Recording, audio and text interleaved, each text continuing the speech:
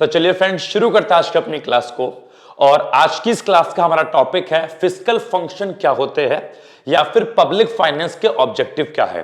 तो टॉपिक क्या है जरा समझो भाई। जो गवर्नमेंट है देश में पैसे को मैनेज कर रही है, पैसा अरेंज करना, उसको खर्च करना, देश को ऑपरेट करना, देश को चलाना, लेकिन किसी पर्पस से तो कर रही होगी। ये सरकार को मजा आ रहा है? भाई मजा नहीं आ रहा। सरकार का एक ऑब्जेक्टिव है, देश में बजट बनाने के पीछे सरकार का ऑब्जेक्टिव है पैसा अरेंज करना, टैक्स वाला नॉन टैक्स वाला, उसको सही तरीके से खर्च करना। इसके पीछे सरकार के ऑब्जेक्टिव है, कुछ पर्पस है, कुछ एम्स है जो सरकार प्राप्त करना चाहती है।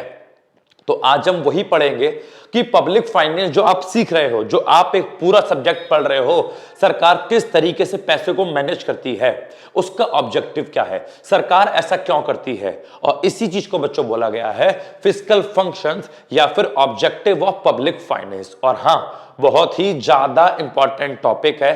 अक्सर हर पेपर में इस टॉपिक से क्वेश्चन आता है कि what are the fiscal functions, कि भैया फिस्कल फंक्शन क्या है, कि सरकार के पब्लिक फाइनेंस करने के ऑब्जेक्टिव क्या है, देश में बजट बनाने के ऑब्जेक्टिव क्या है, सरकार देश में पब्लिक फाइनेंस क्यों कर रही है।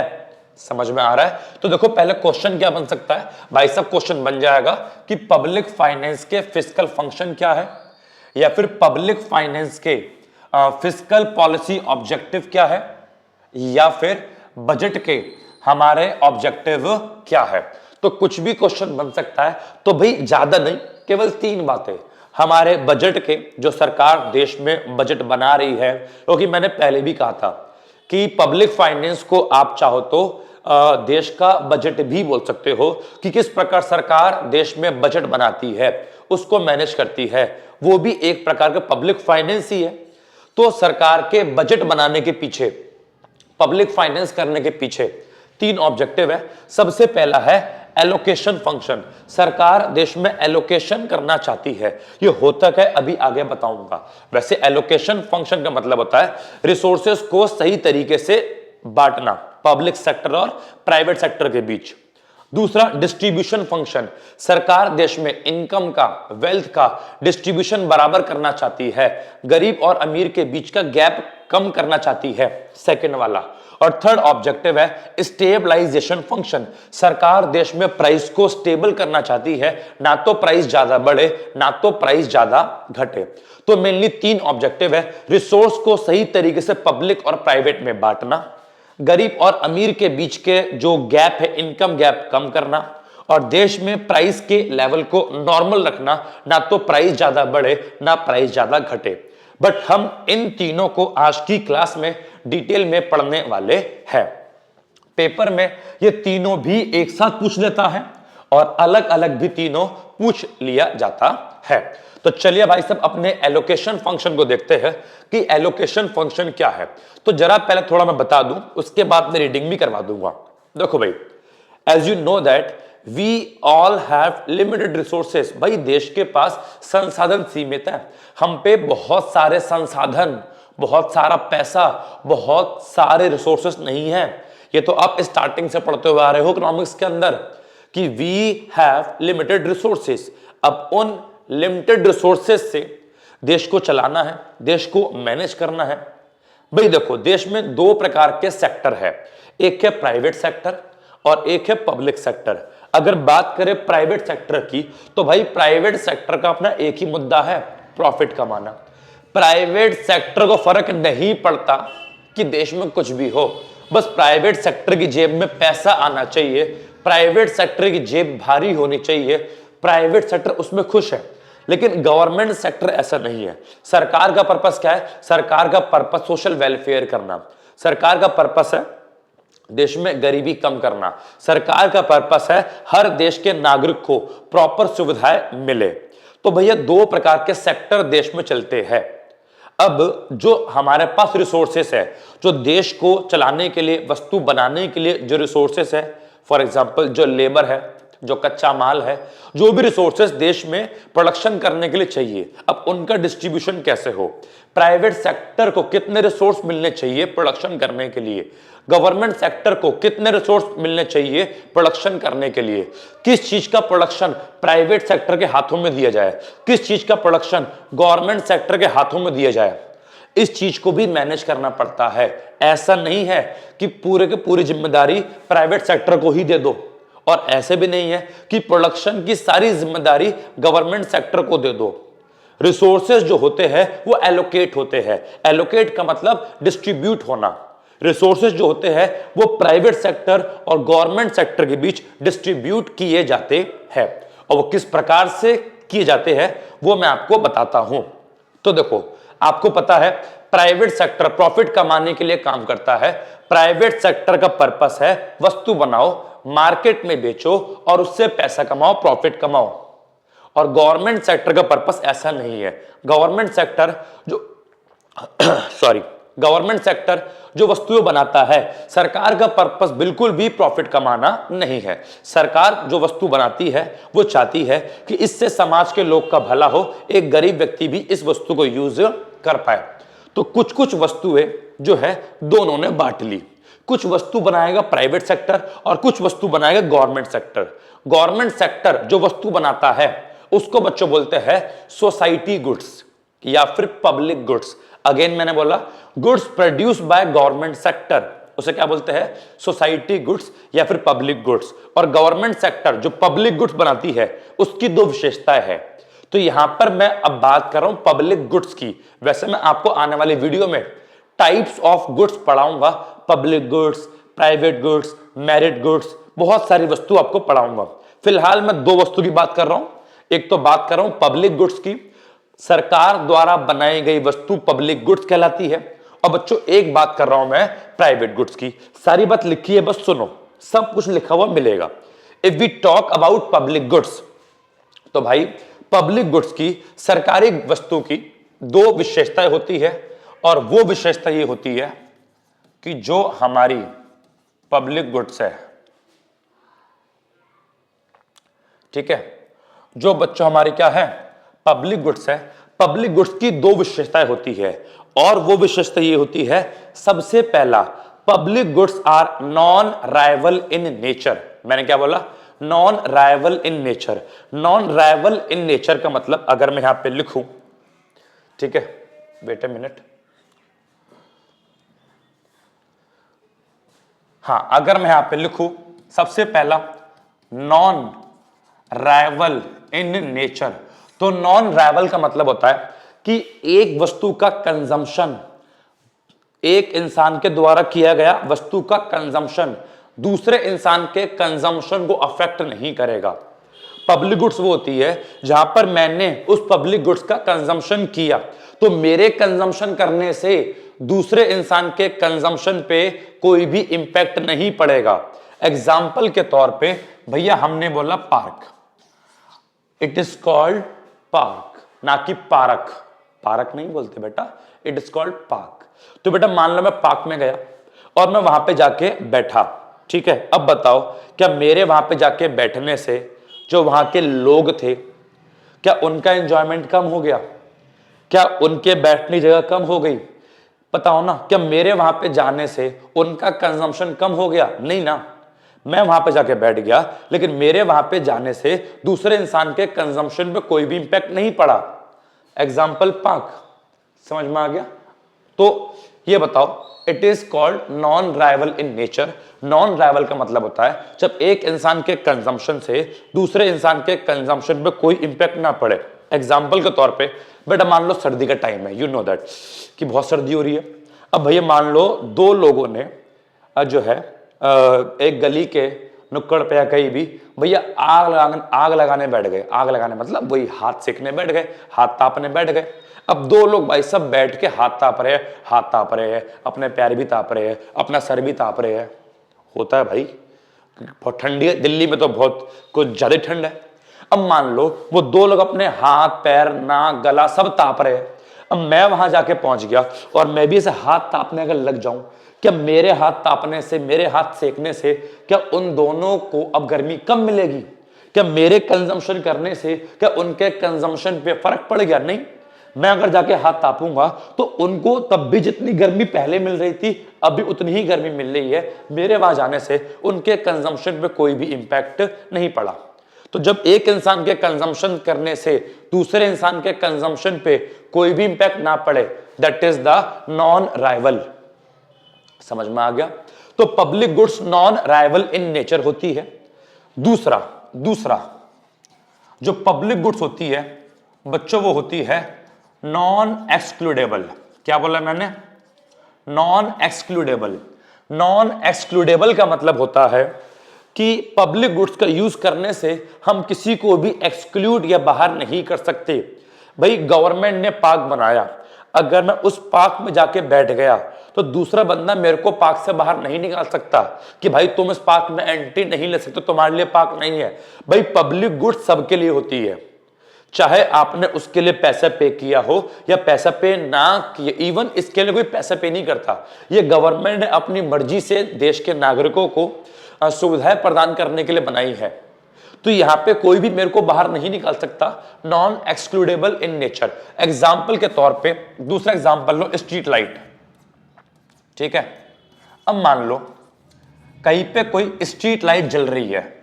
ठीक है, अब स्ट्रीट लाइट जल रही है तो सबसे पहली बात नॉन राइवल। अगर स्ट्रीट लाइट के नीचे जाके मैं बैठ गया तो उससे क्या बाकी लोग को कोई फर्क पड़ेगा? कोई फर्क नहीं पड़ेगा। दूसरा नॉन एक्सक्लूडेबल, अगर मैं स्ट्रीट लाइट के नीचे जाके बैठ गया और पढ़ाई कर रहा हूं, क्या कोई मेरे को वहां से भगा सकता है? कोई मेरे को एक्सक्लूड कर सकता है? नहीं कर सकता भाई।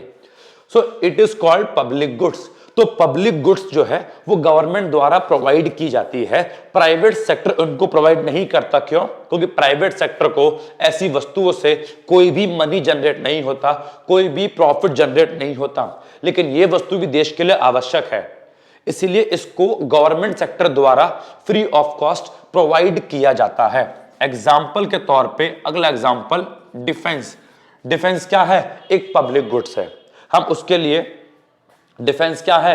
एक पब्लिक गुड्स है। ठीक है, आप उसके लिए कोई पैसा पे नहीं कर रहे, बट फिर भी उसकी सुविधा आपको मिल रही है, आपका देश सुरक्षित है। मेरी बात समझ में आ रही है? So these are called public goods. तो पब्लिक गुड्स की दो विशेषता है। पहला नॉन राइवल इन नेचर, एक इंसान का कंजम्पशन दूसरे इंसान के कंजम्पशन को अफेक्ट नहीं कर सकता। दूसरा नॉन एक्सक्लूडेबल, अगर एक इंसान वस्तु यूज कर रहा है तो दूसरा इंसान उसको यूज करने से रोक नहीं सकता, और ऐसी वस्तु गवर्नमेंट सेक्टर द्वारा प्रोवाइड की जाती है। तो देश में हमें रिसोर्सेस को ऐसे एलोकेट करना है कि सरकार भी अपना काम कर सके और प्राइवेट सेक्टर भी अपना काम कर सके। क्योंकि अगर हमने सभी रिसोर्स प्राइवेट सेक्टर को दे दिए तो सरकार पार्क कैसे बनाएगी, सरकार स्ट्रीट लाइट कैसे लगवाएगी, सरकार डिफेंस पे खर्च कैसे करेगी? क्योंकि सभी रिसोर्स तो प्राइवेट के पास चले गए। लेकिन ये चीजें भी देश के लिए आवश्यक है, तो हमें रिसोर्स को बांटना पड़ता है प्राइवेट और गवर्नमेंट के बीच, ताकि गवर्नमेंट अपना सोशल वेलफेयर कर सके और प्राइवेट सेक्टर अपना प्रॉफिट को मैक्सिमाइज कर सके। अब कुछ गुड्स ऐसी होती है जिनके लिए आपको प्राइस पे करना पड़ता है, जो आपको फ्री ऑफ कॉस्ट नहीं मिलती, और उस प्रकार की वस्तु को बच्चों बोलते हैं प्राइवेट गुड्स। और प्राइवेट गुड्स वो होती है जो कि प्राइवेट सेक्टर द्वारा बनाई जाती है, और प्राइवेट गुड्स को बनाने में डिमांड एंड सप्लाई का प्रिंसिपल लागू होता है कि जितनी डिमांड होगी उतनी सप्लाई होगी। जैसे आप डिमांड करोगे वैसी वस्तु आपको मिलेगी, आप डिमांड करोगे ज्यादा तो हम सप्लाई करेंगे ज्यादा। That is called private goods. Private goods की दो विशेषताएं हैं। सबसे पहला ये होता है rival in nature. It means एक इंसान का कंजम्पशन दूसरे इंसान को अफेक्ट करेगा, एक इंसान का कंजम्पशन दूसरे इंसान को अफेक्ट करेगा। जैसे कि मान लीजिए कि मैंने कोई वस्तु खरीदने में पैसा खर्च किया, तो अब उसका कंजम्पशन केवल मैं ही तो करूंगा, क्या दूसरा इंसान वो कंजम्पशन कर पाएगा? भाई मेरे आने की वजह से दूसरा इंसान अब उसका कंजम्पशन नहीं कर पाएगा, क्योंकि उस चीज के लिए पैसा मैंने पे किया। फॉर एग्जाम्पल मैं सिनेमा हॉल में मूवी देखने गया, और मैंने टिकट परचेस करी और मैं सिनेमा हॉल की सीट पर जाके बैठ गया। अब बताओ, जैसे ही मैं बैठा, अब क्या उस सीट पर आकर कोई दूसरा इंसान बैठ सकता है? मेरे कंजम्पशन करने से एक पार्टी का, एक इंसान का कंजम्पशन रुक गया कि अब वहां पे जो है उस मूवी के लिए पैसा मैंने दिया है तो वो सीट मेरी हो गई। अब उस सीट पर आके कोई और नहीं बैठ सकता। मैं कंजम्पशन करूंगा तो एक दूसरे इंसान का कंजम्पशन रुकेगा, कोई उस कंजम्पशन के लिए मैंने पे किया है। समझ में आ गया? तो ये होता है राइवल इन नेचर। यहां पे केवल उसी को बेनिफिट मिलेगा जो प्राइस पे करेगा। एक इंसान का कंजम्पशन दूसरे इंसान के कंजम्पशन को अफेक्ट करेगा। जो इंसान पे करेगा वो तो कंजम्पशन करेगा, वो तो यूज करेगा। जिस इंसान ने पे नहीं किया उसको कोई बेनिफिट नहीं मिलेगा। ठीक है, क्योंकि सिनेमा हॉल के अंदर आप ऐसे ही जाकर बैठ नहीं सकते, यू हैव टू पे फॉर दैट। समझ में आ गया? दूसरा, एक्सक्लूडेबल। आप यहां पे एक्सक्लूडेबल का प्रिंसिपल लागू होता है। जिस इंसान ने पे किया केवल वही इंक्लूड होगा उसके कंजम्पशन में, दूसरे इंसान को इंक्लूड नहीं किया जाएगा, उसको एक्सक्लूड कर दिया जाएगा। फॉर एग्जांपल, मूवी की टिकट के लिए पैसे मैंने पे करे तो अब वो सीट मेरी है। अगर दूसरा इंसान उस पे आके बैठेगा तो मैं उसको भगा सकता हूं कि भाई मैंने पैसे पे करे हैं, मैं बैठूंगा, तू मेरी सीट पे आकर कैसे बैठ गया, एक्सक्लूड हो जा, बाहर निकल जा। लेकिन स्ट्रीट लाइट में ऐसा नहीं है। अगर मैं स्ट्रीट लाइट के नीचे बैठ के पढ़ रहा हूं तो दूसरा इंसान मेरे को भगा नहीं सकता। वो ये बोल नहीं सकता कि स्ट्रीट लाइट मेरी है, ये जगह मेरी है। भाई वो स्ट्रीट लाइट तुम्हारी नहीं है, वो जगह तुम्हारी नहीं है, वो गवर्नमेंट ने प्रोवाइड करी है और उसका यूज हर कोई कर सकता है। आप मेरे को एक्सक्लूड नहीं कर सकते। बट प्राइवेट कंजम्पशन वाले केस में, प्राइवेट गुड्स वाले केस में आपको एक्सक्लूड किया जा सकता है। तो अल्टीमेटली यहां पे मैंने आपको दो टाइप्स की वस्तु के बारे में बताया और जो रिसोर्स का एलोकेशन है वो इन दोनों के बीच होना चाहिए, क्योंकि हमारे लिए ये वस्तु भी जरूरी है और हमारे लिए ये वस्तु भी जरूरी है। तो इनके बीच रिसोर्स का एलोकेशन किस प्रकार किया जाए उसी को एलोकेशन फंक्शन कहते हैं। होपफुली आपको समझ में आ गया होगा। आइए एक बार इसकी नोट से रीडिंग कर लेते हैं। ठीक है ना जी? तो जरा देखेंगे कि यहां पे क्या लिखा है। यहां पे लिखा है resource allocation refers to allocation of factors of production to the various uses. कि जो भी आपके प्रोडक्शन के फैक्टर है, आपके पास लैंड है, लेबर है, रॉ मटेरियल है, उसे किस प्रकार एलोकेट किया जाए अलग अलग यूजेस में, अलग अलग गुड्स में, कि किसको कितने लेबर, कितनी लैंड, कितना कच्चा माल मिलना चाहिए, वो हम इस फंक्शन के माध्यम से सीखते हैं। It is optimal and efficient allocation of available resources so that resources are put to their best use and no wastage are there। ये बोलता है कि रिसोर्सेज का हमको ऑप्टिमल यूज करना चाहिए और एफिशिएंट यूज करना चाहिए। ऑप्टिमल और एफिशिएंट यूज का मतलब होता है कि रिसोर्स को बिल्कुल बेहतरीन तरीके से प्रयोग करो कि उसकी कोई भी वेस्टेज ना हो। अगर आप रिसोर्स की वेस्टेज कर रहे हो तो आप उसका ऑप्टिमल और एफिशिएंट यूज नहीं कर रहे। रिसोर्स वैसे ही लिमिटेड है, आप उसकी वेस्टेज भी कर रहे हो, तो ये एक अच्छी बात नहीं है ना। हमको रिसोर्स को ऐसे यूज करना चाहिए कि भाई साहब कोई वेस्टेज ना हो। आगे बोलता है there are different types of goods. भैया अलग अलग प्रकार की वस्तु होती है, जैसे कि सोशल गुड्स जो बताया, पब्लिक गुड्स और एक प्राइवेट गुड्स। तो अपने को करना क्या है, अपने को रिसोर्स का ऐसा एलोकेशन करना है कि पब्लिक गुड्स भी बन सके और प्राइवेट गुड्स भी बन सके। ठीक है, अगर बात करें तो गवर्नमेंट का काम क्या है, पब्लिक गुड्स को प्रोवाइड करवाना। ये आपको मैंने बताया कि public goods government sector provide करवाता है और प्राइवेट गुड्स को प्राइवेट सेक्टर द्वारा प्रोवाइड करवाया जाता है। आगे बोलता है कि पब्लिक गुड्स वो होती है जो नॉन राइवल इन नेचर, मतलब होता है कि एक पर्सन का कंजम्पशन दूसरे पर्सन के कंजम्पशन को अफेक्ट नहीं कर सकता, और दूसरा नॉन एक्सक्लूडेबल इन नेचर, मतलब हम किसी को भी उसका यूज करने से एक्सक्लूड नहीं कर सकते। तो पब्लिक गुड्स होती है नॉन राइवल और नॉन एक्सक्लूडेबल, जैसे कि park, street light, national defence, इसका यूज हर किसी इंसान के लिए पॉसिबल है। एक इंसान का कंजम्पशन दूसरे इंसान के कंजम्पशन को अफेक्ट नहीं करेगा और कोई भी इसके यूज से बाहर नहीं हो सकता, हर कोई इसको यूज कर सकता है। तो ये तो होती है आपकी पब्लिक गुड्स जो कि आवश्यक है, इसका भी प्रोडक्शन आवश्यक है। तो रिसोर्स को ऐसे एलोकेट, क्या है ये रिसोर्स है, इस रिसोर्स को ऐसे एलोकेट करना है लोगों के बीच कि भाई साहब कि पब्लिक गुड्स भी बन सके और प्राइवेट गुड्स भी बन सके। फिर आगे बोलता है कि पब्लिक गुड्स जो होती है वो प्राइवेट गुड्स से थोड़ी अलग होती है। प्राइवेट गुड्स वो होती है जिसके अंदर राइवल कंजम्पशन होता है और तो और एक्सक्लूडेबल का फीचर होता है। राइवल कंजम्पशन और एक्सक्लूडेबल फीचर का मतलब है कि यहां पे एक इंसान का कंजम्पशन दूसरे इंसान को अफेक्ट करेगा और दूसरा यहां पे हम सामने वाले को एक्सक्लूड कर सकते हैं क्योंकि हमने पे किया है तो हम इंक्लूड हो गए और सामने वाले ने पे नहीं किया तो उसको एक्सक्लूड कर देंगे। समझ में आ गया। आगे बोलता है public goods can not be provided through market mechanism. अब मार्केट मैकेनिज्म का मतलब वही है प्राइवेट सेक्टर। अगर मैं कहीं भी यूज वर्ड करूं मार्केट मैकेनिज्म मतलब प्राइवेट सेक्टर की बात हो रही है, मतलब डिमांड और सप्लाई की बात हो रही है। तो भैया प्राइवेट सेक्टर कभी भी पब्लिक गुड्स प्रोवाइड नहीं करवाएगा। भैया प्राइवेट वाले पार्क नहीं बनवाएंगे, भैया प्राइवेट वाले स्ट्रीट लाइट नहीं लगवाएंगे, भैया प्राइवेट वाले डिफेंस में नहीं जाएंगे क्योंकि प्राइवेट वालों को वहां से कोई प्रॉफिट नहीं हो रहा। तो प्राइवेट सेक्टर या मार्केट मैकेनिज्म पब्लिक गुड्स को प्रोवाइड नहीं करवा पाता। लेकिन आपको पता है पब्लिक गुड्स भी क्या है, हमारे देश के कंज्यूमर के लिए एसेंशियल है। तो इस चीज की जिम्मेदारी गवर्नमेंट ने ली कि कोई नहीं यार, प्राइवेट सेक्टर प्रोवाइड नहीं करवाएगा, सरकार करवाएगी। सरकार पार्क बनवाएगी, सरकार स्ट्रीट लाइट लगवाएगी, सरकार डिफेंस पे खर्च करेगी, वो सरकार करेगी। कोई नहीं, प्राइवेट नहीं कर रहा तो मत करने दो।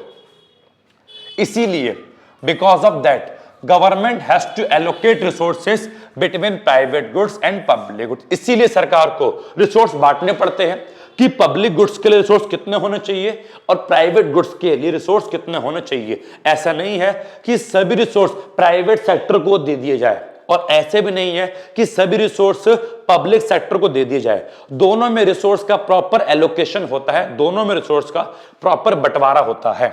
आगे बोलता है private goods are limited to some individual और इंडिविजुअल्स।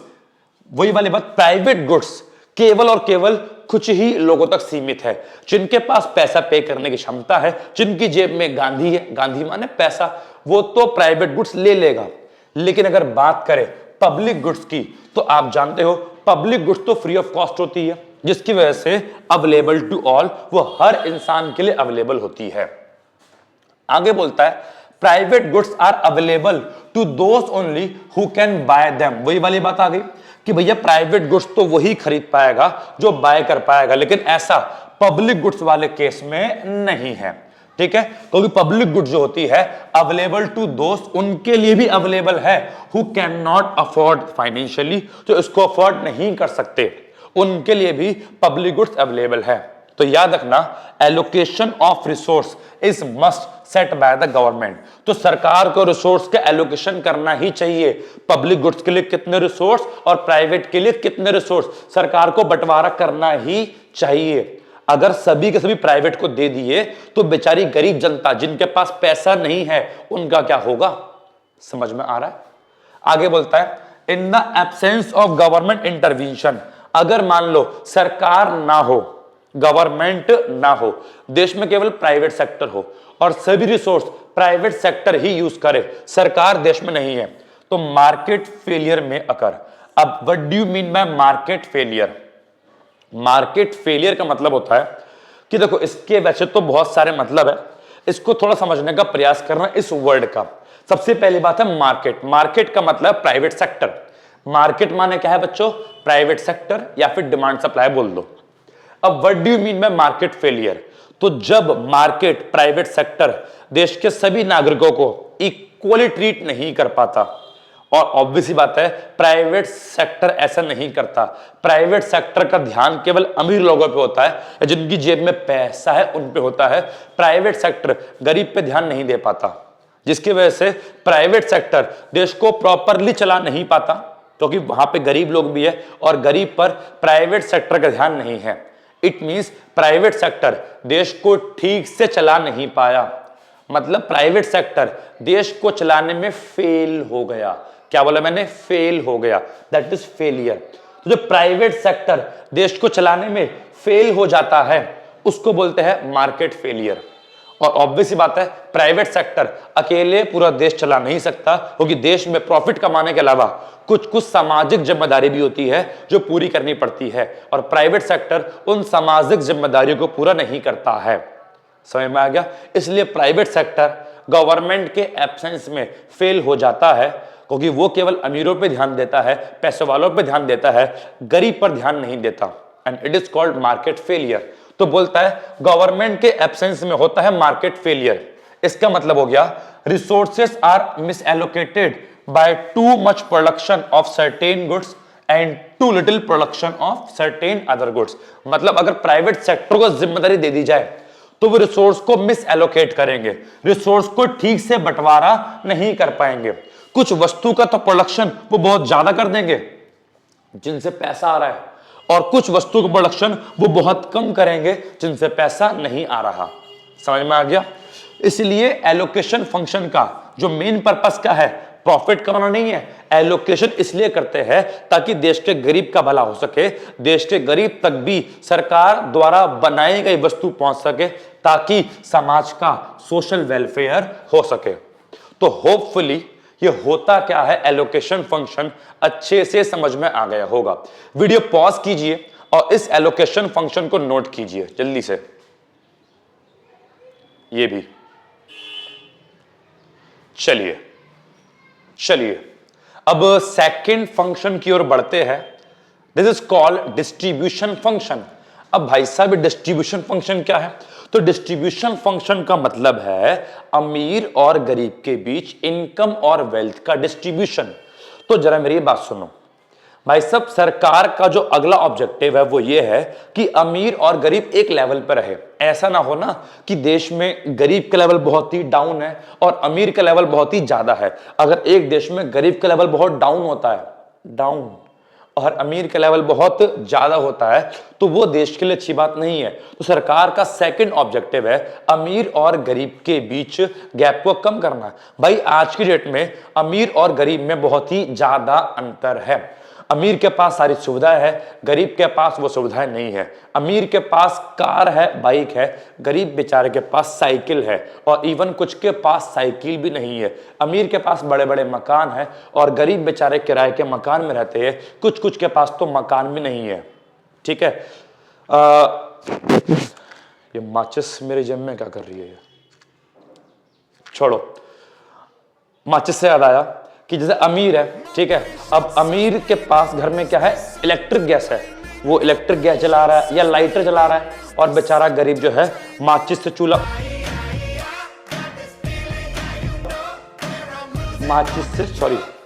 फूक रहा है।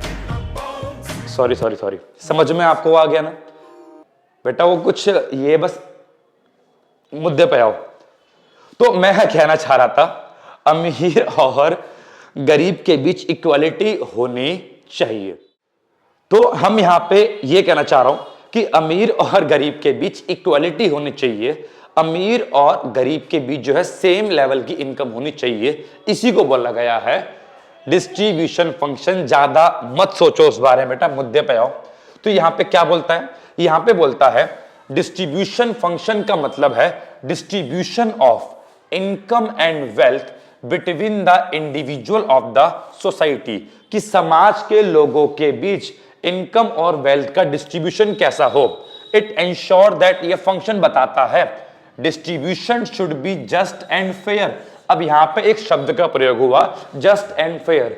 जस्ट एंड फेयर दिखने में एक सिंपल सा शब्द है, लेकिन नहीं, इकोनॉमिक्स के ऊपर जस्ट एंड फेयर का पूरा प्रिंसिपल है, जो कि इस वीडियो में नहीं, फ्यूचर में कभी और किसी टॉपिक में आपको पढ़ने को मिलेगा तो पढ़ाऊंगा। जस्ट एंड फेयर को बच्चों बोलते हैं theory of distributive justice. Yes, economics का एक प्रिंसिपल है, पूरे डिस्ट्रीब्यूशन ऑफ फंक्शन के ऊपर, डिस्ट्रीब्यूशन ऑफ इनकम के ऊपर इकोनॉमिक्स की थ्योरी है, जिसको बोलते हैं थ्योरी ऑफ डिस्ट्रीब्यूटिव जस्टिस, जो कि आपको यहां पे डिटेल में नहीं पढ़नी। यहां पर बस ये जानना चाहो आप लोग कि यहां पे बोला गया है इनकम और वेल्थ का डिस्ट्रीब्यूशन जस्ट एंड फेयर होना चाहिए। भैया ये जस्ट एंड फेयर का मतलब क्या है? तो जस्ट एंड फेयर का मतलब ये है कि every person should be morally equal, कि हर पर्सन जो है सरकार की नजरों में इक्वल होना चाहिए। सरकार की नजरों में कोई अमीर या कोई गरीब नहीं होना चाहिए। सरकार की नजरों में दोनों सेम लेवल के होने चाहिए। एग्जाम्पल के तौर पे, फॉर एग्जाम्पल अगर बात की जाए जस्टिस की, बात की जाए किसकी बच्चों?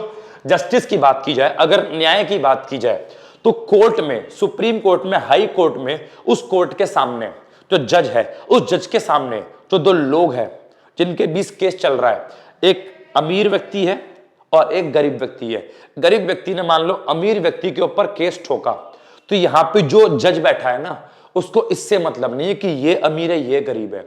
जज की नजरों में दोनों सेम है, चाहे वो कितना ही अमीर क्यों ना हो और चाहे यह व्यक्ति कितना ही गरीब क्यों ना हो। ऐसा जस्टिस, ऐसा न्याय, अमीर और गरीब के बीच के अंतर को बिल्कुल ही खत्म करना केवल और केवल कोर्ट में ही देखा जा सकता है। केवल कोर्ट में जज के सामने केवल दो इंसान होते हैं, उनके बीच अमीर और गरीबी देखी नहीं जाती। तो इसी प्रकार का सिस्टम, इसी प्रकार का जस्टिस, इसी प्रकार का जस्ट या फिर जस्टिस, जहां पे एक कोर्ट में अमीर और गरीब एक ही तराजू पे हो, एक ही लेवल पे हो, इसी प्रकार का जस्टिस पूरे देश में सरकार को अप्लाई करना है। सरकार इसी प्रकार के इनकम डिस्ट्रीब्यूशन की बात करना चाह रही है कि इनकम का डिस्ट्रीब्यूशन जस्ट एंड फेयर होना चाहिए, सरकार की नजरों में सभी इक्वल होने चाहिए, और तो और resources should be equally distributed, और सभी नागरिक को बराबर के रिसोर्स मिलने चाहिए, सभी नागरिक को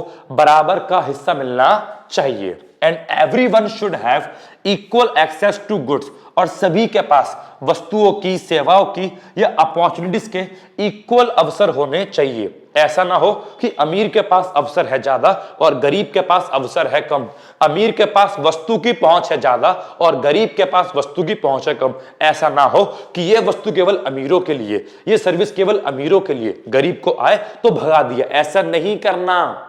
अमीर और गरीब को एक लेवल पे लेके आओ। मेरी बात समझ में आ रही है? इसी को बोलते हैं equal distribution of income and wealth, जहां पे इत्तू सा भी, कित्तू सा भी, इत्तू सा भी भेदभाव ना हो अमीर और गरीब के बीच। उसी को बोलते हैं थ्योरी ऑफ डिस्ट्रीब्यूटिव जस्टिस।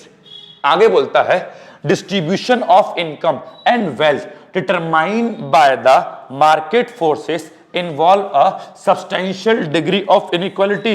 वाजीवा, दोबारा शब्द आ गया मार्केट फोर्सेस, मतलब private sector, private sector, private sector.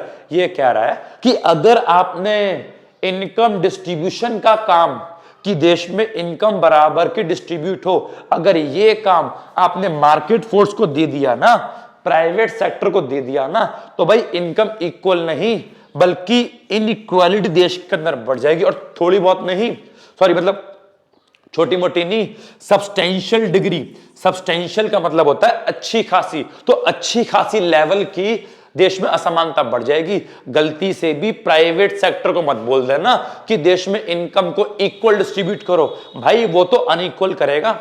क्योंकि प्राइवेट सेक्टर भाई अमीर को और अमीर करता है, गरीब को और गरीब करता है। यस, ये प्राइवेट सेक्टर का नियम है। गरीब और गरीब होगा, अमीर और अमीर होगा, तो इक्वालिटी की जिम्मेदारी, समानता की जिम्मेदारी प्राइवेट सेक्टर को नहीं देनी चाहिए। इसीलिए गवर्नमेंट इंटरवीन करती है ताकि देश में इक्वल डिस्ट्रीब्यूशन हो सके। इक्वल डिस्ट्रीब्यूशन बोले तो ताकि देश में जस्ट एंड फेयर डिस्ट्रीब्यूशन हो सके। तो डिस्ट्रीब्यूशन फंक्शन बेसिकली होता क्या है, इतना तो आपको समझ में आ गया होगा। अब देखो क्या बोलता है कि income should be distributed such that, अब यहां बोलता है इनकम को डिस्ट्रीब्यूट कैसे करें, तो बोलता है income should be distributed such as that they are at Pareto efficient. अब ये पेरिटो एफिशिएंट क्या होता है भाई समझो। वैसे तो पेरेटो एफिशिएंट आपको मैं नेक्स्ट चैप्टर में कराऊंगा, आने वाली 2-3 वीडियो के बाद मैं पेरेटो एफिशिएंसी होती क्या है उसके ऊपर पूरा टॉपिक आएगा। इकोनॉमिक्स का ही टॉपिक है, वेलफेयर इकोनॉमिक्स का हिस्सा है। यहां बस बताना चाहूंगा पेरेटो एफिशिएंट का मतलब होता है, पेरेटो एफिशिएंसी का मतलब होता है कि एक इंसान का जो फायदा है वो दूसरे इंसान के नुकसान की वजह से ना आए। भैया मतलब, अरे मतलब मेरे कहने का ये है कि अगर मुझे कोई बेनिफिट हो रहा है तो मेरे बेनिफिट के पीछे दूसरे इंसान का लॉस नहीं होना चाहिए। अक्सर क्या होता है, एक इंसान का बेनिफिट तभी होता है तो दूसरे इंसान का लॉस होता है, लेकिन पेरेटो एफिशिएंसी बोलता है एक इंसान का बेटर ऑफ मतलब बेनिफिट दूसरे इंसान के वर्स ऑफ से नहीं होना चाहिए, उसके नुकसान से नहीं होना चाहिए। अगर मैं किसी का बिना नुकसान किए अपना बेनिफिट करता हूं, that is called Pareto efficiency. और ये किस प्रकार होता है कि भैया किस प्रकार आप दूसरे इंसान का बगैर नुकसान किए अपना बेनिफिट कैसे कर लोगे, इसको आगे पढ़ाया जाएगा। तो बोलता है देश में जो इनकम का डिस्ट्रीब्यूशन है सबसे पहला पेरेटो एफिशिएंसी से होना चाहिए, मतलब बिना किसी पार्टी का नुकसान किए आपको अपना बेनिफिट करना है, ऐसा डिस्ट्रीब्यूशन होना चाहिए। और दूसरा, पेरेटो एफिशिएंसी के साथ साथ फेयर डिस्ट्रीब्यूशन भी होना चाहिए।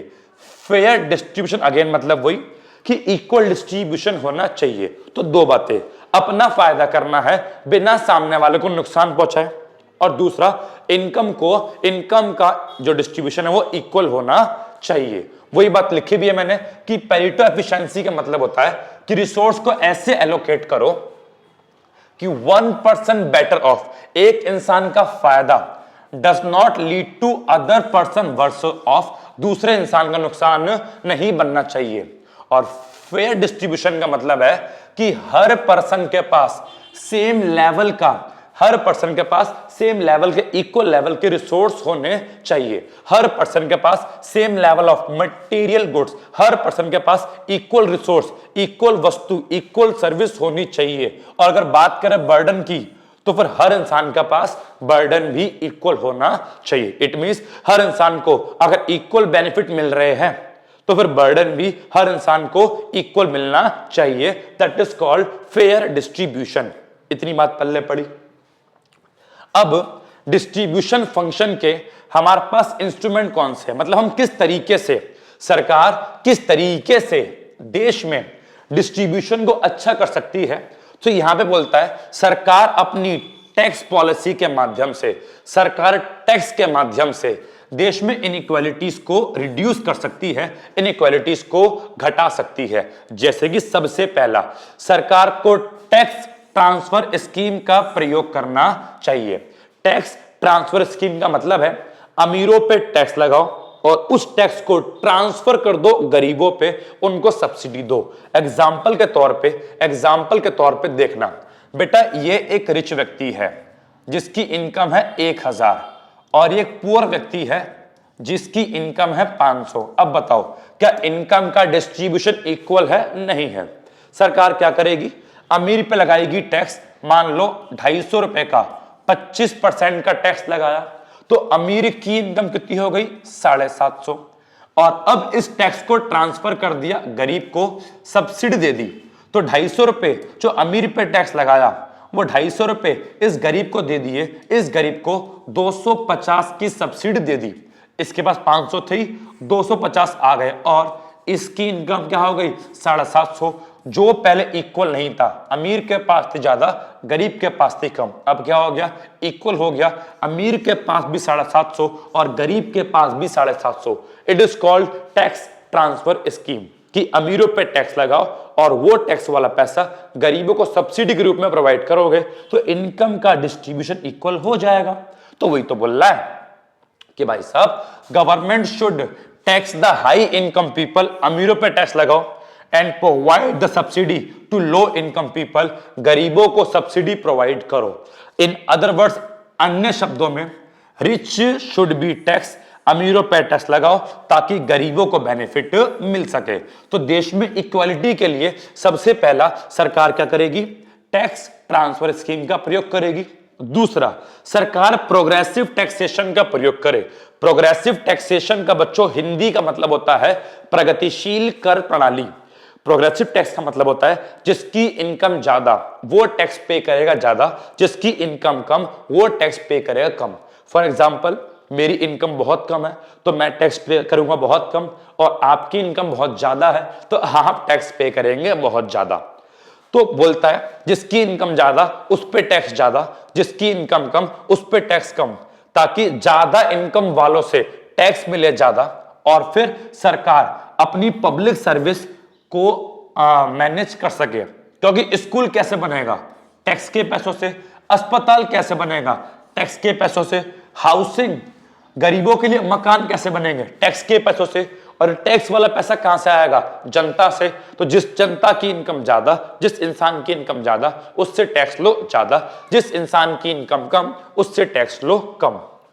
और थर्ड पॉइंट बोलता है combination of taxes of goods purchased largely by high income consumer with subsidies to other goods which are used mainly by low income people। बोलता है कि सभी वस्तु के लिए, सभी गुड्स के लिए टैक्स सेम मत रखो, टैक्स का कॉम्बिनेशन बनाओ। फॉर एग्जांपल जीएसटी एक टैक्स का कॉम्बिनेशन है। जीएसटी में हर वस्तु का सेम टैक्स नहीं है। जो लग्जरी गुड्स है उनका टैक्स अमाउंट है ज्यादा। अगर आपको एसी, कार, बाइक खरीदनी है तो आपको उस पे टैक्स का जो रेट है वो है ज्यादा। लेकिन अगर आपको आवश्यक वस्तु खरीदनी है, जैसे कि आपको दूध खरीदना है, फल खरीदने हैं, सब्जी खरीदनी है, तो उस पे टैक्स है कम। आपको बुक खरीदनी है तो बुक पे टैक्स है कम। तो वही बोलता है कि देश में क्या करो, अगर आप इक्वालिटी चाहते हो तो कॉम्बिनेशन ऑफ टैक्स का प्रयोग करो। मतलब कि हाई इनकम कंज्यूमर, मतलब वो लोग जिनकी इनकम ज्यादा है और जो लग्जरी गुड्स खरीदते हैं उस वस्तु पर टैक्स होना चाहिए ज्यादा, और वो लोग जिनकी इनकम कम है और जो केवल आवश्यक वस्तु खरीदते हैं, दूध, चावल, चीनी, ठीक है, सब्जी, तो उस पे क्या करो, टैक्स मत लगाओ, उस पे टैक्स रखो कम, या फिर उनको सब्सिडी प्रोवाइड करो। तो अलग अलग गुड्स पर भी अलग अलग टाइप का टैक्स रेट रखा जाना चाहिए ताकि देश में इक्वालिटी बढ़ सके। समझ में आ गया? तो ये था आपका second function, that is called distribution function. ठीक है, वीडियो नोट कीजिए, सॉरी वीडियो पॉज कीजिए और उसको नोट कीजिए।